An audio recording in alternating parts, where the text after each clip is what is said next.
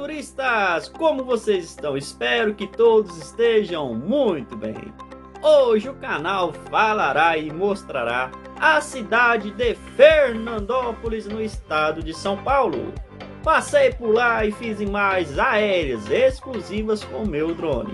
Espero que todos curtam mais esse conteúdo aqui do canal.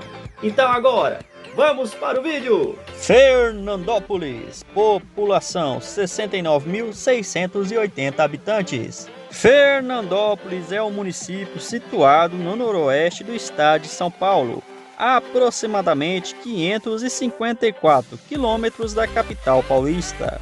É uma cidade economicamente agrícola, comercial e industrial. Em uma pesquisa realizada pela Firjan no ano 2018, a cidade figurou na posição de número 44 entre as melhores cidades para se viver no Brasil. Agora que conhecemos um pouco mais de Fernandópolis, vamos dar aquela sobrevoada com o nosso drone sobre a cidade.